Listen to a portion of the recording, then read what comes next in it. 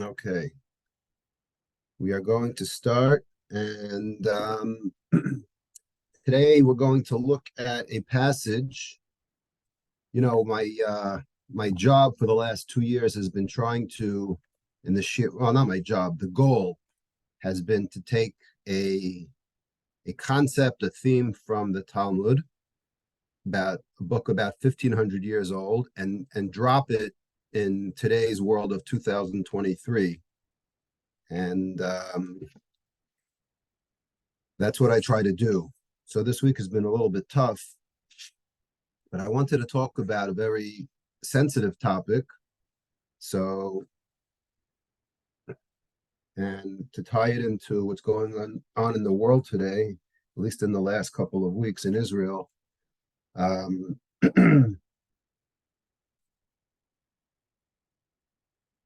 So here's what I came up with. This is from a couple of weeks ago. It's been a while since we all learned together, unfortunately. So this goes back a few weeks to the beginning of the second chapter. We're already in the third chapter of Kiddushin. But if we go back about 3 weeks or so, the beginning of the second chapter spoke about the concept of shlichus. And the Mishnah started off on 41a on Daf Mem Aleph Amud Aleph regarding the laws of a person being mekadesh a girl with himself or with a shliach. And the Gemara and the Mishnah made a very interesting statement. It said, "Ha'ish mekadesh bo ubishlocho." Okay, that you could either be mekadesh by yourself or with your agent. So the Gemara right away jumps on that and says, "I don't understand. Obviously, if a person could be mekadesh with his shliach, then he could certainly be mekadesh with himself." Right? Hashta, I'm on the fourth line of the Gemara on 41a. Hashta mishlucho mekadesh bomi boy. Right? If he could use his shliach, then certainly he could do it with himself. So why do we have to say both? So the Gemara answers, Amar Rav Yosef, mitzvah bo yoter mibishlucho. The truth is you can do both, but if you had to pick, if you're about to do a mitzvah, and as we spoke about many times, this concept of being mekadesh, a woman is, it's a mitzvah at best, or it's hachana at worst. But either way, it's definitely a positive attribute, right? It's something positive that you're doing.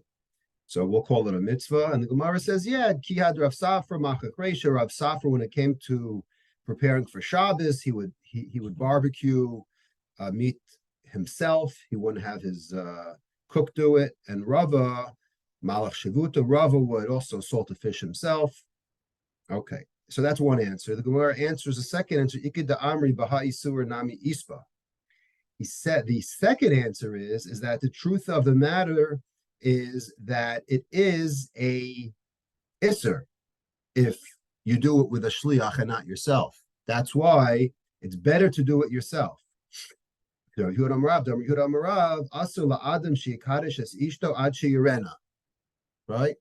You're not allowed to engage. You're not allowed to start a kiddushin. You're not allowed to be mekadesh to a woman until you actually have met her, until you've seen her. Why? So the Gemara goes through a two-step process. Shema Yiraba Davar Maguna V'iskana Alav, because maybe after it's too late, you'll notice something distasteful about her. Okay. So what? So the next step is V'rachman Amar V'hafta L'orecha Kamocha. And then you're going to be over the prohibition, or we'll discuss what this means exactly, but you will not like her. And there's a positive commandment of V'hafta L'orecha Kamocha. So therefore, you having a problem with her because you never bothered to meet her, you're going to find that she doesn't look right? She has, you don't like her nose, for example, and you can't imagine living with this person the rest of your life with a nose like that. Had you known, you never would have married her. And then, therefore, you don't want to live with her. Therefore, you will hate her. And therefore, we want to avoid a problem of a haftal orecha kamocha. Okay, so this is what the Gemara says in Daf Mem Aleph. We had this a few weeks ago. I'm sure this was a very memorable Gemara. And one of the reasons why it's a memorable Gemara, at least in my opinion, is because it's a very, very strange usage of V'ahavta l'reacha kamocha. A, and B, the whole context over here really doesn't make sense. Because, first of all, it sounds like V'ahavta l'reacha kamocha is a lav, when really it's an aseh. So we'll talk about that later. But more importantly, it's almost like a three-step process, meaning you have to see the girl before you marry her, which we all think is like not even a discussion. I mean, no matter how radical you are, or or how what your views on dating and being set up and how many dates you go on, as far as I know and looked up, there are no sects in Judaism, as opposed to Hindu and Indian culture, where they actually, some of them I actually looked up, do not see each other until the wedding day. Okay, but as far as I know, no matter what sect you are, from left to right in Judaism, they may go out for a very, very short time, maybe even 1 or 2 dates, but at least the man knows what the bride looks like. I mean, even like talking about this, some people might think is very comical, the fact that we're even discussing this. But because it's in the Gemara says, here's a reason. The reason is not because it's a crazy notion not to see what your wife looks like before you marry her, but it all comes down to the V'ahavta l'reacha kamocha. And I thought over the years and over the decades since I've learned this the first time, it was an incredibly strange context of V'ahavta l'reacha kamocha. And the truth is, if you think that this is strange, the usage of, before we get to that, before we get to other V'ahavta l'reacha kamochas, I actually saw an interesting Rabbi Elchanan Wasserman has a very interesting question about this rule of the Gemara. So he says, okay, so you have to look at the girl. What if you don't? Right? The question is, what if you don't? Is the Kedushin Chal or not? It's a very good question. So in the Rishima Shiurim, he says, V'yesh la'ayin begeder ha'isur l'kadesh isha adshira, and b'mitzad echad yesh lomer dahave midin zihiras ta'asur la'adam lasim atzmo b'matzav sheish chashash sheyavo l'dei bittul mitzvah. He says one side of the coin is that the bad thing, quote unquote. What you're doing is you're putting yourself in it. Now she may be the most beautiful person in the world, but what you're doing is you're taking a chance. You have no idea what you. This sounds like this is like, I don't know, one of these reality TV shows today. I think they may even have one like this, right? Where you talk to someone and you have no idea what they look like, and then you have to marry her, right? And it's like, oh, do you really love her for who she is or for what she looks like? There's actually a reality. I forgot the name of it, but there's actually a TV show like that today. So this is similar, meaning what you're doing is you're putting yourself in a matzav that you may come to the prohibition of being mevatel the mitzvah V'ahavta l'reacha kamocha and hating a Jew, right? But he says, Amnam ein chesaron o davar asur be'etzem hakidushin atzman. But per se, there's nothing halachically wrong with the kiddushin, right? It's almost like a mitzvah hababa avera, so to speak. Not exactly, but you're doing something positive, but the way you're getting to it has a potential for failure. Then he says, Me'idach yesh lomer de kiddushin ke'elu diyesh behen chashash shem yavo lebitel ha'after kamocha mehava chalos iser be'etzem ha'kedushin. Or maybe the fact that you can be over v'ha'after kamocha may actually adverse affect the kiddushin itself, and the kiddushin wouldn't be chal. So he goes through this dilemma, right? This is a typical, as they say, achron that has this dilemma. And he concludes by saying, he says, if you learn after you learn the whole sugya, you come out with the impression that really the ha'isr havimidin zehiris b'mitzvah havas Yisrael ba'almu. Says if you really think about it, the kedushin probably would be chal, but you just accomplish this great mitzvah in a really, really lousy way by putting yourself in a situation where there's a chance that it could be disastrous because you don't know what she looks like, and then you may not get, you may not be attracted to her, and that's going to be really, really bad. So I thought that was just an interesting perspective from a halachic standpoint. So that's that.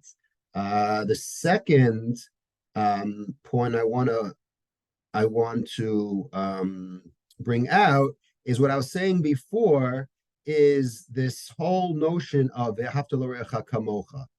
So the other application, if you thought that this was strange, there are 3 other Gemaras in Shas, 2 of them in Sanhedrin, 1 of them in Bava Kama, that actually discusses the concept regarding to capital punishment. Okay, I'm going to read first of all from the Gemara in Bava Kama Daf Nun Aleph. Okay, there happens to be a rule. The Gemara in Bava Kama, I don't want to talk about I'll just give you a brief, is that there's a discussion about what are the dimensions of a bar in order to be chayiv misa. Meaning, if you have a bar, and right, so you're chayiv, we're going to see Bava Kama in a couple of months, that you are chayiv for creating this public hazard. But the Gemara goes back and forth and says, how deep does the pit have to be regarding misa, right? In order for you to be chayiv if an animal dies or if an animal trips. So we say that if it's 10 tfachim is the shear that the Chachamim made for misa. Meaning, if it falls into 10 tfachim, that would be the minimum shear regarding death in order for you to be liable. So the Gemara goes back and forth, and it compares it to the height in which a person would be stoned. So the Gemara says, I'm on Bava Kama 51a on the 4th line, if you're following at home. Gemara says, Beis haskila haya gavoa shtei komos. Right? When they would execute you. So we have this, we have this thought probably that, like they would throw someone off a cliff in order to stone you. But in fact, the truth is the Gemara in Sanhedrin says that all they would do was to push you off of a platform that was twice your height. Okay, Vitani Allah v'kuma shalo. And the Gemara says it's actually 3 times your height. So for example, if the average human is 6 feet tall, so you would have a 12-foot high platform plus your height. So you're falling, so your head is 18 feet off of the floor. So you'd be pushed, in this case, from a 3 from a 3 times 6. Let's just use feet. So from an 18-foot high, or actually 12, because you're 6. So they would push you off. Okay, so the Gemara says, okay, so it asks a question regarding about if there's impact from the difference between an impact on an animal that falls in a pit versus the impact of a person, right? So the Gemara tries to compare it, and the Gemara says, no, you can't compare it. Why can't you compare it? Because the Gemara says, Amar Rav Nachman, Amar Rav Avua, Amar Kra ve'ahavta l'reacha kamocha, brorlo misa yafeh. Okay, so here's one Gemara that says, because ve'ahavta l'reacha kamocha, because of that mitzvah, okay, we have to select a misa yafa. What does misa yafa mean? So Rashi says, we don't want you to suffer. So what are we going to do? In order for you not to suffer, we're going to push you off of a high platform, not of a 6-foot platform, but of a 12-foot platform. Now, to most of us, we would think, what? This doesn't make sense. So we obviously can't understand it, but at least the point that the Gemara was trying to make was that we implore the halacha v'haftal l'reacha kamocha when it comes to the death penalty. Okay, so that is Gemara number 1. Gemara number 2, okay, comes from a Gemara in Psachim, Daf Ayin Hey. The Gemara in Psachim Ayin Hey talks about the next mitzvah, not the next mitzvah, but the next method of execution. We had skila, and then we have sreifa. So the Gemara isn't sure how right. For example, who gets sreifa? A bas kohen. Bas kohen, that was mezana, right? The pasuk says ba'esh tisaref. So it sounds like we throw the person into a fire. So the Gemara says no. We compare it to the misas of Aaron's sons, Nadav and Avihu, right? The expression the Gemara uses is sreifas neshama v'guf kayam, right? Here, what we want to do is only burn their insides. The Gemara says, how do we use the mitzvah of sreifa, right? When we have to use sreifa for the death sentence. So what we do is we would put the Gemara says, psila shel ever. We would actually have the person swallow hot lead, and they would swallow it, and it would burn their insides. That's what the mitzvah of sreifa was. Why? Because throwing a person into a fire is not exactly being makayim ve'haftal l'reacha kamocha. Now, killing them may not either be, but if we have to decide, okay, which method of execution, we'll pick the one that's more humane. And this is very interesting on a side note, because today, I don't know how many of you are following, but there's always these lawsuits in the South, notably in like Texas, Alabama, where they, when they used to do lethal injection, they stopped it for a long time just for this reason, because it was considered inhumane. Now, obviously, a lot of the country would probably argue, well, they weren't exactly humane when they, killed whoever they killed to be put on death row. Okay, that's a very fair argument. However, without getting into politics and offending anyone, but we are very liberal when it comes to selecting methods of execution, even though these are murderers. But still, we try to do what's most humane, and it's very difficult because sometimes these prisoners actually survive, and we don't want that to happen. But anyways, so that's also very lamaisa today about this whole these executions and how humane we have to be. But again, it comes from the Gemara that actually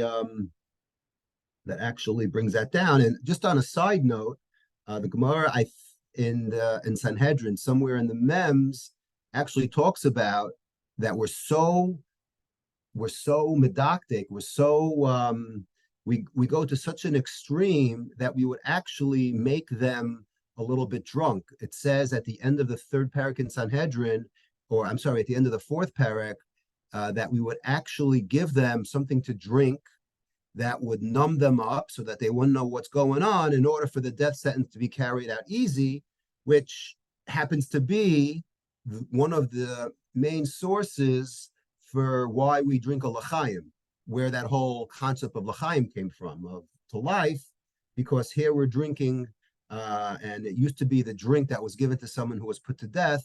So here we have one of these classic lahavdils of let's drink to life and not to death.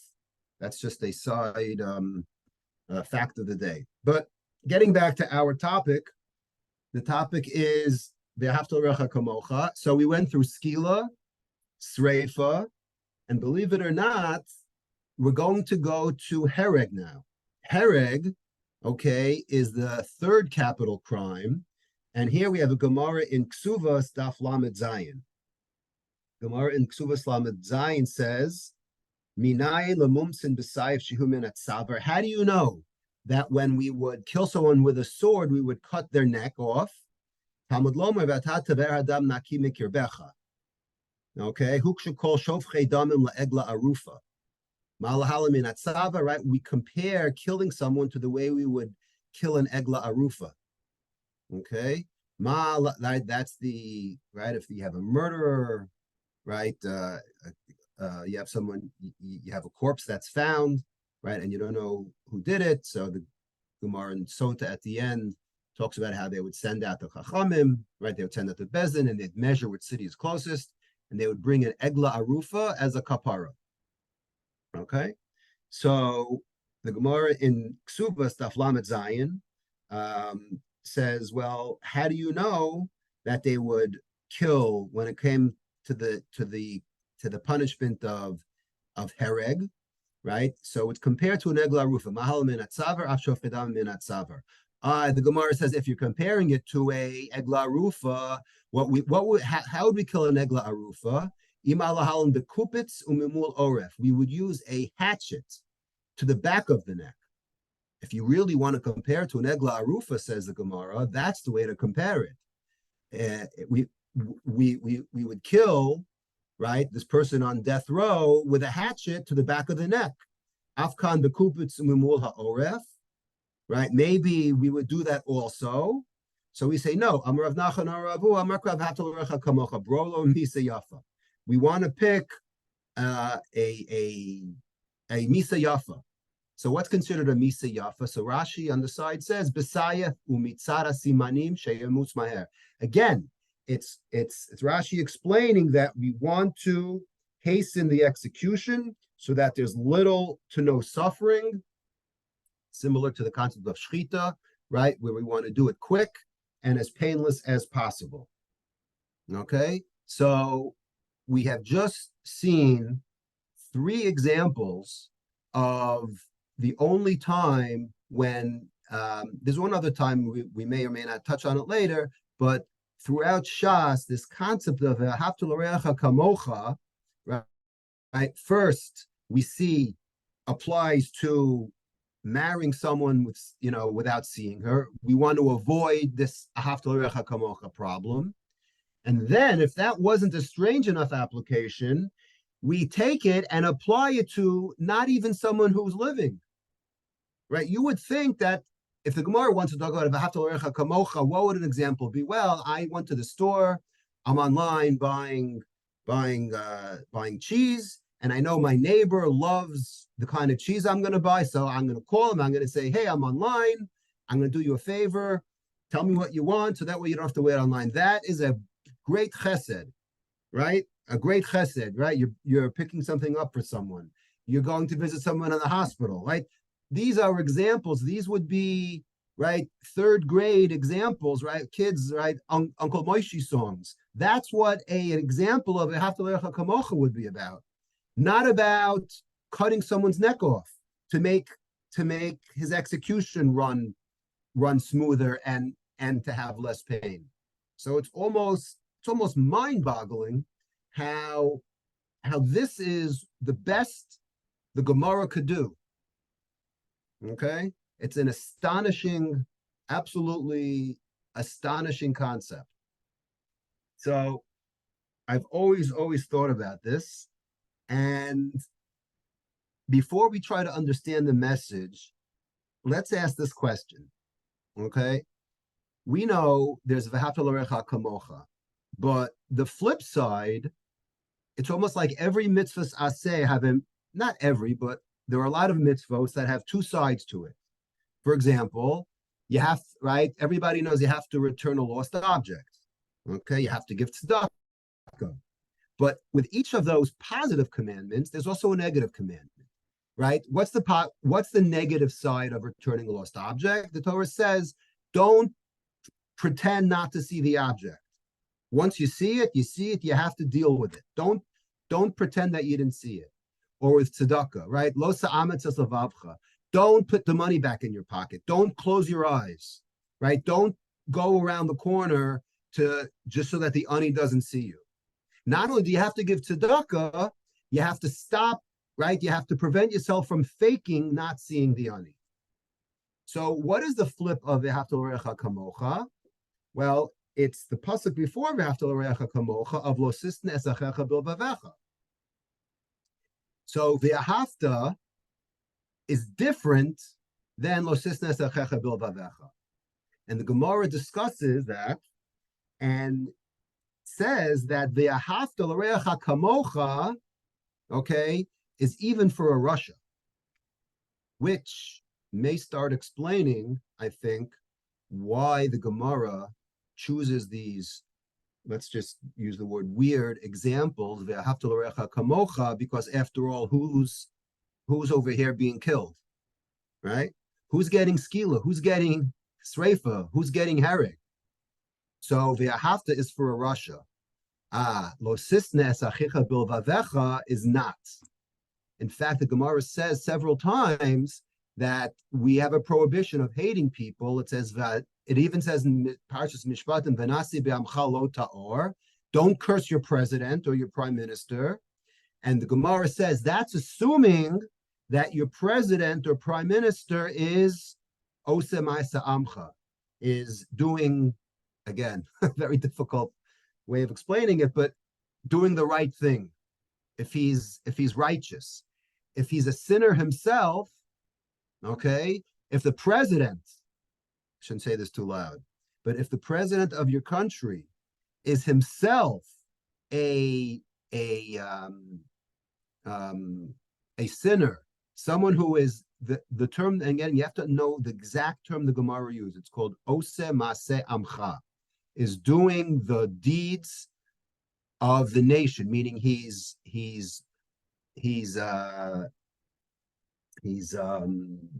worthy of honor. Okay, if he's not worthy, then there's no prohibition, okay, of hating him. Very, very important halacha, and I'll put on the side, not well-known halacha. Okay, again, it's in Parshas Mishpatim if you want to look it up. Nasi be'amcha lo ta'or. I think the Gemara is in Bava Metzia in the second parak says, "Ba'ose ma'ase amcha," right? It's only if this president is doing doing well for the country. Okay, he's abiding by the laws. So, what's the difference between ve'ahavta l'reacha kamocha and lo sisnes achicha b'avavecha? What's the difference? So the Shita Mekubetzes in our Gemara that we quoted in Ksuvas, that was talking about ve'ahavta l'reacha kamocha when it came to the mitzvah of hereg, right? About where we compared it to the egla arufa. So the Shita Mekubetzes says that re'acha by definition is bad. Okay, let's look at that Shita. See if I could find it. Second. Do I have it? Here we go. Shita Mekubetzes. Ve'ahavta l'reacha kamocha v'ohecha dichsiv re'acha. The word is re'acha. When it comes to sinna, it says lo sisna es achicha. Very important distinction. When it comes to ve'ahavta l'reacha kamocha, it's re'acha. What does re'acha mean? Mashma says the Shita Mekubetzes afilu Russia shenis chayav misa atachayav lachzor achar zechuso liver lo misa yafa. Even if you take a serial murderer, okay, who is found guilty, you have to pick you have to select a quick and easy death. Because what does the word re'acha have in it? Reish ayin, ra. It means bad, evil. So the evil ones amongst you, shenis chayvu misa, even those bara lahem misa yafa. You have to pick a misa yafa. Okay. It's interesting because the word reya mahuvim, right? What is reya mahuvim? And reya are lovers also. Okay, so he gets into that. But if anybody's wondering, I could show them Shita Mekubetzes. But anyways, so that really defines, or that really gives the distinction between reacha, which is someone bad, okay, and achicha is someone is your friend, right? So that explains our Gemara. But getting back to Kedushin, why didn't we lo sisna es achicha bilvavecha instead of ve'ahavta l'oreacha kamocha. That's what we should have used, right? It said, what, maybe you'll find her to be ugly, and you're going to be over not ve'ahavta l'oreacha kamocha, right? You're going to be over lo sisna checha bilvavecha, because that's what you're doing, right? So Rav Yosef Engel actually asked that question. He says the Gemara picked the wrong pasuk. Okay, so that's pretty ironic. But before we answer that, I want to show you a Rambam. The Rambam is in Mishnah Torah in Halach Hilchas Deos, Perek Vav. Pol hasona echad mi Yisrael belibo. Right. In order to answer this question of Rav Yosef Engel of why the Gemara picked specifically the pasuk of V'ahavta l'orecha kamocha and not lo sisnes achecha, is because of this Rambam. Kol asona echad mi Yisrael belibo over below tase. Shenemer lo tisnes achecha b'levavecha. Okay, so that sounds right. Hating someone, that's it. You're over lo tisnes achecha b'levavecha. Rambam says, by the way, ve'ein loken alav zeh, you don't get malchus lefi she'ein bo ma'isa, because you're not really doing anything physically. You hate him in your heart. So now I think we understand why the Gemara picked that pasuk. Because losisnes achicha is only when you have anger in your heart, right? You keep it inside till it boils over. Aval hamakes chaveru macharfer. What if I beat someone up and I curse him and I assail him and I just, totally humiliate him? That's pretty bad, right? Alpha pisha eno rashai eno over mishum losisna. Says the Rambam, a gigantic chiddush. The chiddush over here is you beat someone up and you curse at them and you tell them how much you hate them. The Rambam says you're not over because you did something physical. The Torah is only honing in on sinah shebelev. Here you expressed it. It's only for unexpressed hatred. So now we understand our Gemara in Kiddushin, right? Because if losisna is only if you keep it inside your heart, but if you say it, then you're not chayav. So that's why it has to state our pasuk of v'ahavta l'orecha kamocha, because what are you going to do to this woman? You're going to tell her how ugly she is, and you're going to express your feelings to her. You're not going to keep it inside. You're going to say, I want out of this marriage. And she's going to say, well, why don't you like me? He says, well, I never saw you.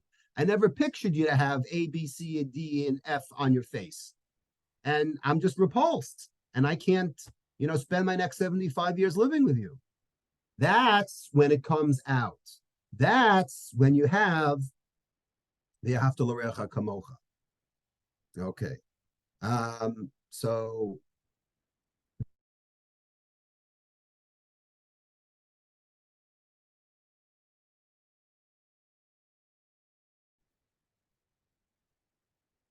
a little bit, mixed in with what's going on today.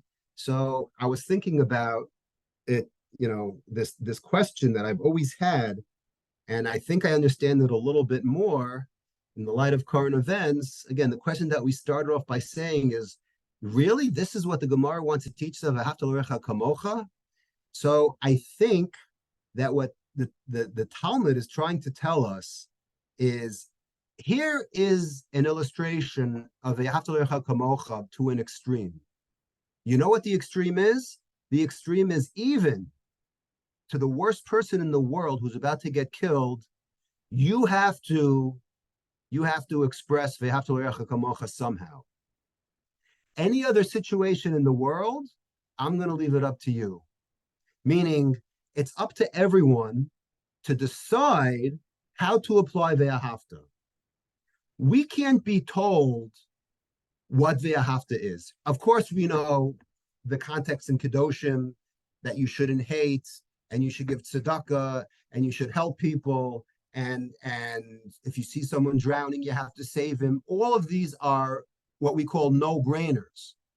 But there are situations in life where you have to go out of your way, out of your comfort zone, and that's exactly what everyone's that's what everybody's been doing for the last 2 weeks, which is helping however they can.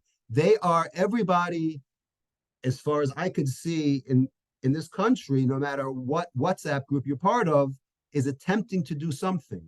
We're either giving money, we're trying to help, we're trying to load bags, we're trying to get everything to Israel, we're trying to go to Israel. We may not be successful like Shmuel is, but we are trying to do something. Why are we trying to do something? Because there is this Ve'ahavta l'reacha kamocha element out there, and everyone has to decide, what am I comfortable doing? Yeah, I know the Gemara about Bror Misa Yafa. Okay, that is the extreme. That comes to tell me how desperate the Chachamim were to tell you how important this was. It applies to even the most far-flung scenario you could think about, right? A person's last minute of life. Kal v'chomer, everything in between, that's up to us, for us to decide how we each individually are going to apply this concept of Ve'ahavta l'reacha kamocha. So I think, it occurred to me after, a few decades of always having this question in my mind, since I, learned the Gemaras for the first time, a long time ago. It was always like such a difficult concept to me. And, because of this, calamity that we're going through, you see it more and more, and it's just unbelievable. So I want to continue though, because the Ramban, a few weeks ago, I think I called it the most famous Ramban in all of Chumash, is the last Ramban in Bo, right? His whole exposition on Tefillin and the connection to Yetzias Mitzrayim and the Hashgacha Pratis of God, and how he operates in the world. This is probably, I'd call it a top 5. And the Ramban says the following: Ve'ahavta l'reacha kamocha. Here's the key word: haflaga. Okay, the word for a exaggeration, overstatement, is haflaga. It comes from the Hebrew word lahaflig, means to separate. Meaning this is off the charts, says the Ramban. This whole mitzvah of Ve'ahavta l'reacha kamocha is nonsensical. Okay, he says it's a complete exaggeration. Because it is absolutely 100% impossible to accept a commandment to love everyone like you love yourself. You could love your children like yourself. You could maybe even love your wife like yourself, but I'm not liking everybody on my block like myself. I'm not loving everybody in shul, all 450 people, like I love myself. I mean, I may like them, but it's such a far-flung commandment. It's almost like an exaggeration. Okay? Plus, okay, he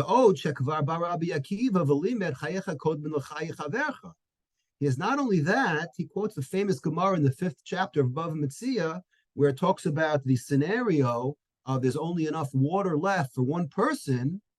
So what do? So one Tana over there, I think his name is Ben Petura, actually says you got to split it, right? And both die. And Rabbi Kiva says, no. Your life comes before everyone else's life. You don't share, and you take your own water. So the Ramban says, hold on a second. What happened to loving your neighbor like yourself? So usually there's an answer to these questions. But in the world of the Ramban, because this question is so strong, the answer is that we misassumed this commandment. It's not like what you think it is, right? Or else you're left with this very, very stark question. He says, "Ela mitzvah satorah sheyahav chaver b'chol inyan kasher yahav es nafsho b'chol hatov." He says it's not loving someone like you love yourself. The commandment of the Torah is to love someone's in all his matters, just like you love all the good for yourself. If you like certain thing about yourself, then you have to apply that to someone else. You have to take the traits that, right, we're all after satisfaction in this world. We all love certain things.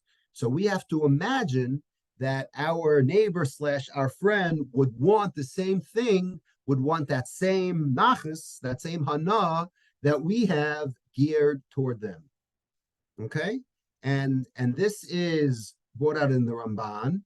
It's also brought out through a very famous story, which, by the way, is, remember I said there's one other concept of Haftarach Kamocha in Shas, and that's the very famous Gemara in Shabbos, Daf Lamed Aleph, where it talks about the ger that goes in front of Hillel and Shammai, and teach me Torah on standing on one foot. All right, and what does Hillel say? He says, I'm not going to tell you the whole Torah, but I'll give you what they call the elevator speech. I'll give you the highlighted bottom line, which is what you don't like to do for yourself, don't do to other people. Okay, so says the Maratz Chayes on that Gemara, very beautiful question. He says, Yesh Lomar Madua, I'm reading the Maratz Chayes from Shabbos Lamed Aleph. Yesh Lomar de Madua Amar Lo Hashlila. So Hillel could have said two things. He could have said, here's what I'll tell you. I'm going to tell you 3 words. If you want to know all of Torah, I'll tell you 3 words. Instead of saying 3 words, he actually told him the negative, which coincidentally happens to be a Targum Yonah son. Okay, Ben Uziel, who was actually a Talmud of Hillel, not coincidentally. But he actually says the same thing on his Targum in the Chumash, right? He also gives the negative. But says the Maratz Chayes, why did he give him the negative? Why did he give him the negative? So says the Maratz Chayes,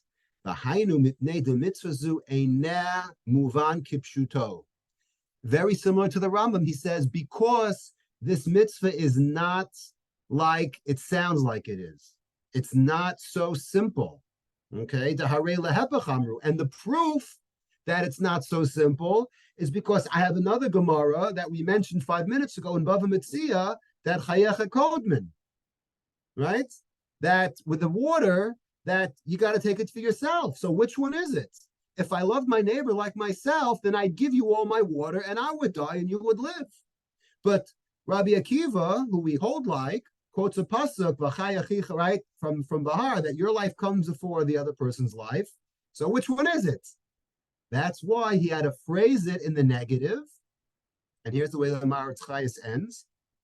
Umipir zeh, he's biro Hillel she'ein hakavana b'kiyum mitzvah zu rak ala shlila.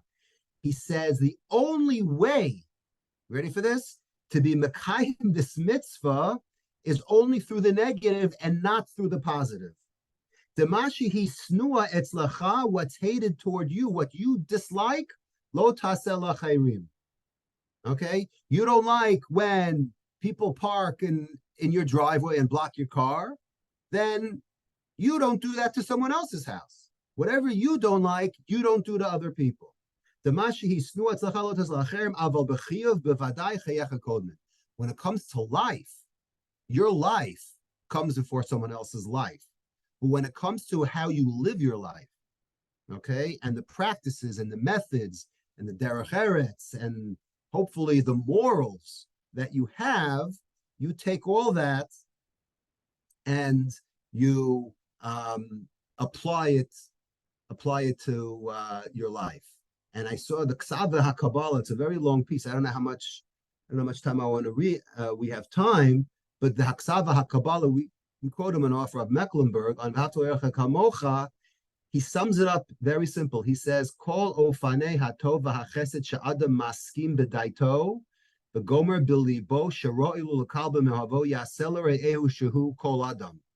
All the chesed and the good that you are in agreement that you love, okay, do it to someone else. And he gives an example. Ruven rotze mishimon ahavo shisnagi mokov, right? Someone moves in on his block. And he says, "Oh, I see Shimon moved in, right? So Shimon's looking at his new neighbor Reuven, says, "Oh, I wish he loves me like he loves himself." I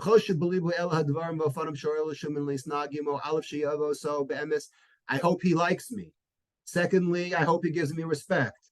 Third, I hope he does this. I hope he says hello to me in the morning. I hope he could give my kids ride to school. I hope he, if if God forbid I'm sitting shiva, he'll be mishtatef in my tsar. That he'll always look out for my benefit. And this person has this predisposition of all these things that he's hoping that his new neighbor, right, is going to have and do for him. Okay? But he says, Avolo Yaskim Besichlo Shishimon Yitin Lo Kol Hamamon Shalo. Ruvain never thinks that there'll ever come a point where Shimon decides to put him as a partner on his real estate holdings. He's not asking for money. He's not asking for this. He doesn't expect, free food and presents and gifts, because that's not something reasonable that Reuven himself would do. So that's the way Haksav Gabal explains this. It's all, it's all reasonable things that a person would want, but it's not unreasonable things. He doesn't want something that he would never be expected to give someone else himself. So that's a follow-up to this, to this Maretz Chayes I saw from Rav Yaakov, from the Ksav Kabbalah. And this topic is just too tempting not to discuss a Kli Yakar, because the Kli Yakar says, I'll read a little bit of it. He says, he brings down on V'ahavta L'Orecha Kamocha, the Kli Yakar brings down the famous story in Shabbos Lamed Aleph about Lamdeini Kol HaTorah, Lamdeini Kol HaTorah, Al Regal Achat. He says, he says this ger was a real ger tzedek. This ger wasn't just there to waste Hillel's time, to joke with him and say, "Hey, I'm standing on one foot. Teach me the Torah." He says, he said, "Hillel, give me one yisod." Right? Sometimes like we hear a long conversation from someone, and after like 5 minutes, it's like, just give me the bottom line, dude. Right? This is exactly what the ger wanted. He says, give me the bottom line. That's what this regel achad means.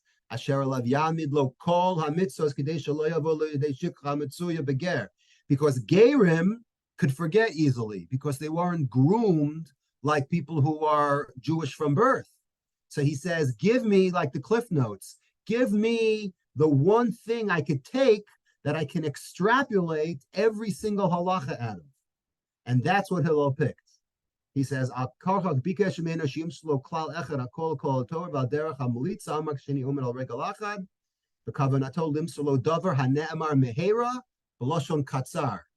right? Quick.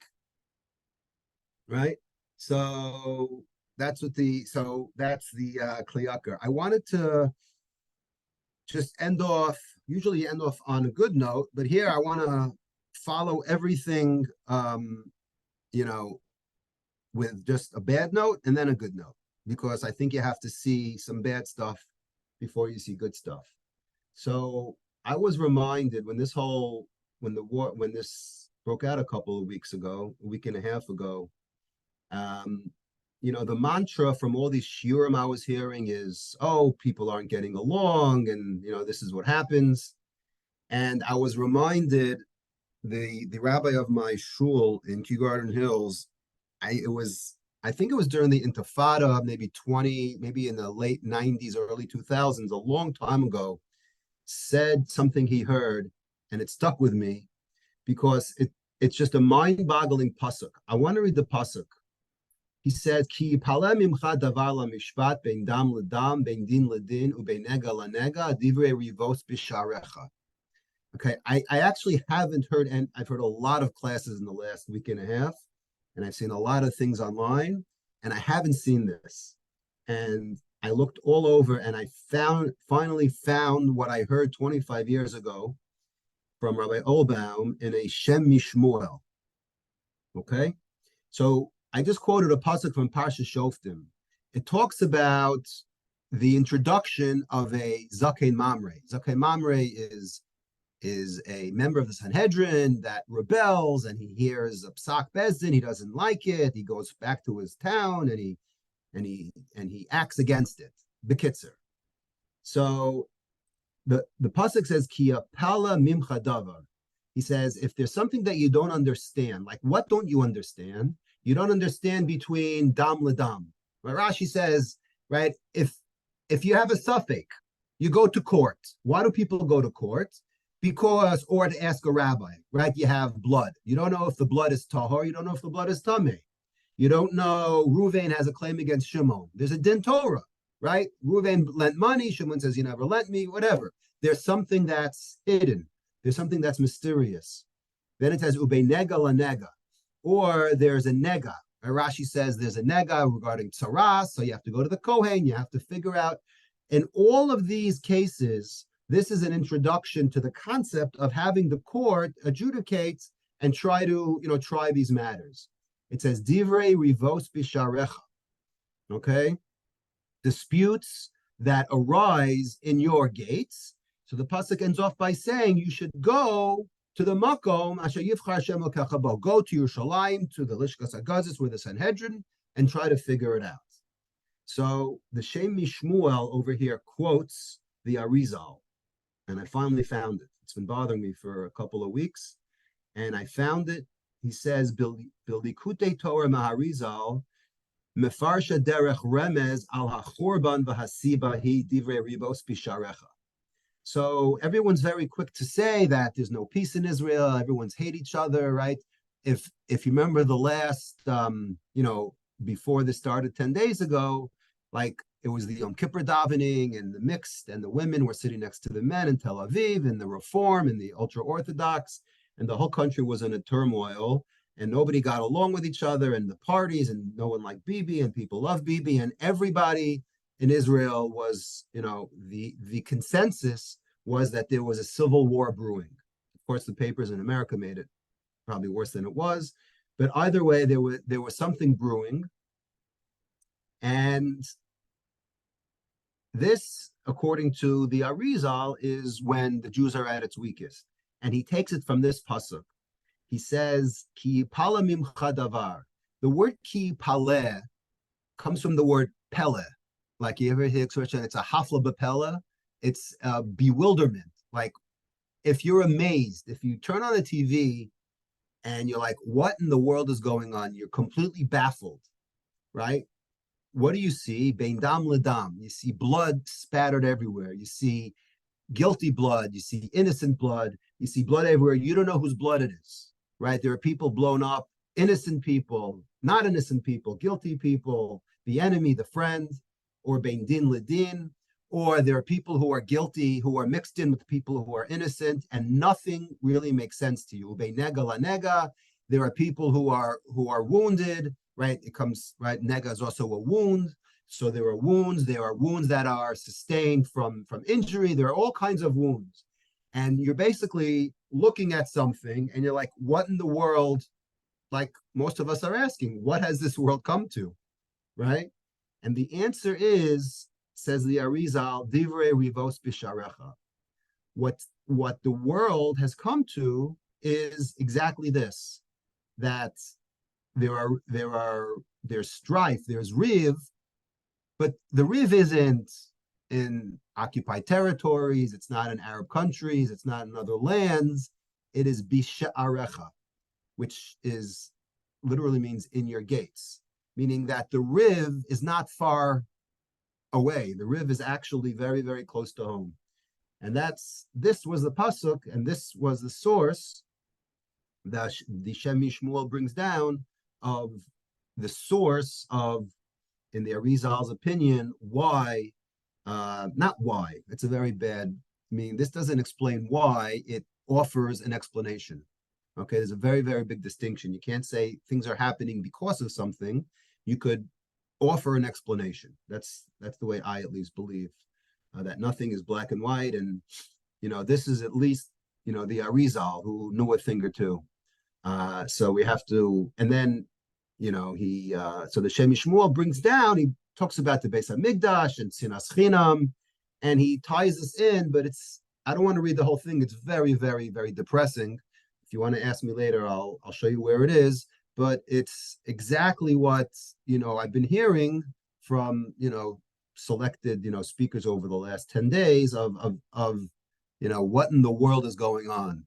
And it all has to do with Am Yisrael. I did promise I would end on a slightly better note. And this is a Gemara in Menachos Tav Lamed Zayin. This happens to be one of Rabbi Hertzfeld's favorite Gemaras. And that's why I am going to quote it now. The Gemara talks about tefillin. Okay. Let's see if I can find it. Menachos Lamed Zayin.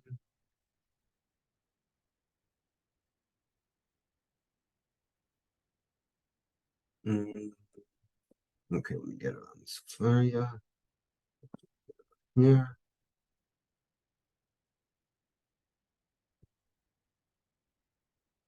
Lamed Zayin Amud Beis. I'm sorry, Lamed Zayin Amud Aleph. Says the Gemara, the third parak in Menachos talks about tefillin and tzitzis. And the Gemara asks a question. Boy mine plimo me Rebbe. Plimo asked Rebbe a question. Mishi yeshlo shnei rashim. Someone who is born with two heads. Be'eze mehen meneach tefillin. All right, this goes into the those crazy Talmudic questions. Someone who has two heads. Which head do you put which one do you put your tefillin shel rosh on? Amar, so Rebbe answers, O kum gli, O kibel alach shamta. Rashi explains, basically, I'm going to give you one or two choices. Either get up and leave and go to Golus, or accept upon yourself excommunication because you're making fun. Okay, so the Gemara doesn't answer. So Tosfos pipes in and says, B'olam haza leika. Tosfos says, if you really want to know, in this world, not as opposed to Olam Haba, but in this dimension, we'll call it. Aval yesh b'midrash Ashmadai. It says in the Medrash that Ashmadai hotzi mitachas karka adamachat sheyesh lo shnei roshim.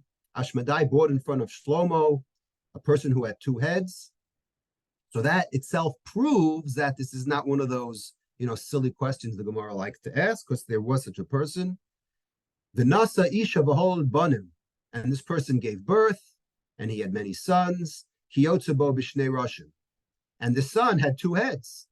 Ukiyotze beishto b'rosh echad, and then he had, other sons that had one head. Ukishabau lachlok b'nichsei avihan mishi yesh lo shnei roshim shal shnei chalakim uba'u ladin lifnei Shlomo.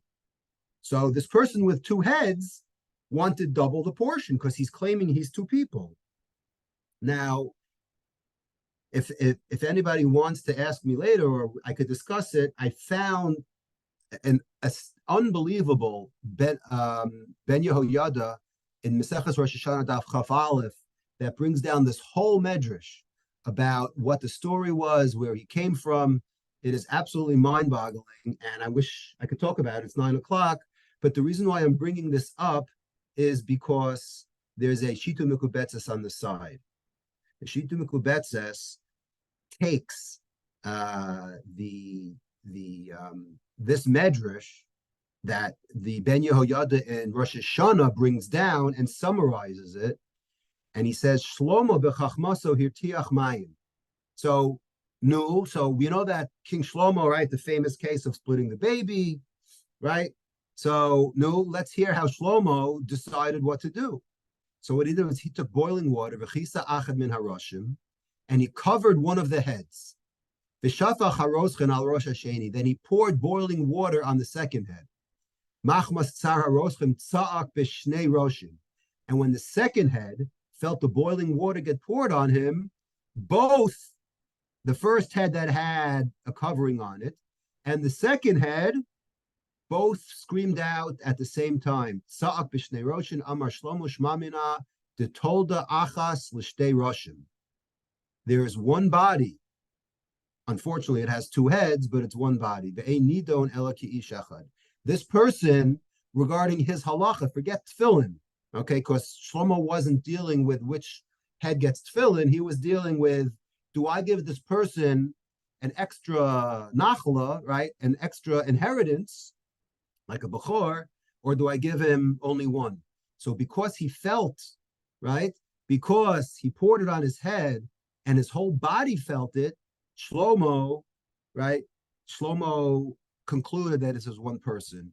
And the nimshal, why I'm bringing this, doesn't really need to be explained because all of you understand that this, while may or may not have happened, but the lesson is that when someone suffers and everybody feels the pain, we're all one person. And that's exactly the situation about what's going on in Israel now. It's very hard to contain yourself no matter where you live.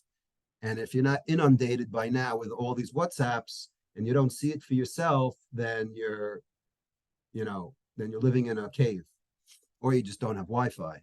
But I'm assuming that everybody has seen it. And I think this is a perfect almost way to end the shir. And a similar, which I want to wrap up and tie this whole thing together, is getting back to the V'ahavta l'reacha kamocha. I said that was the only time that it was mentioned in the Gemara. There's only one time in the Mishnah that V'ahavta l'reacha kamocha is mentioned. I wanted to save it to the very end because it's mentioned in the Darim. And I want to bring in the Yerushalmi that talks about that Mishnah. Okay, the Mishnah is at the end, if you remember, all the way at the end of Nedarim, the very last parak, there's a concept of charata. I made a neder, and the Chacham says, oh, if you knew that everybody, right, in your family would distance themselves from you and nobody would talk to you because you made such a horrible neder, would you have done it? And presumably the person says no. So there the Mishnah says, oh, had you known that you would upset someone and be over, v'ahavta l'reacha kamocha, would you ever do it? He said no. So the Yerushalmi doesn't necessarily talk, well, the Yerushalmi talks about v'ahavta l'reacha kamocha, and it also talks about an associated sin, which is called losikam velosito. Maybe one day we'll talk about it, which is basically revenge. Right, revenge is a horrible thing. At least not amongst nations fighting. It's horrible amongst ben adam lechavero. Right, it's scorned on. It's looked down upon by the Torah. It says lo sikum v'lo sitor es b'nei amecha. Right. So amongst the discussion of had you known that you would be over v'atalecha kamocha and lo sikum v'lo sitor, would you have done it? So the Yerushalmi asks a very innocent question. And this is such a deep Yerushalmi, especially today. It's like, I don't know. This is one of those goosebumps Yerushalmis. Now, why I love Yerushalmi is because they're very obscure. Nobody learns them, and when you find one of them, like I'm going to quote now, it's like a diamond in the rough. So that gets me very excited.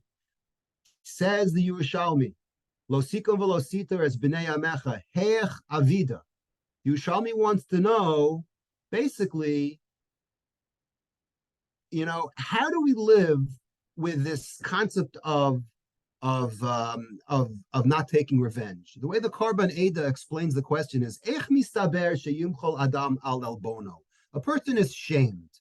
It's only, it's one of these human nature questions. It's only human nature, right? They say revenge is a dish best served cold, right? It's only human nature to equal, right, the scorecard.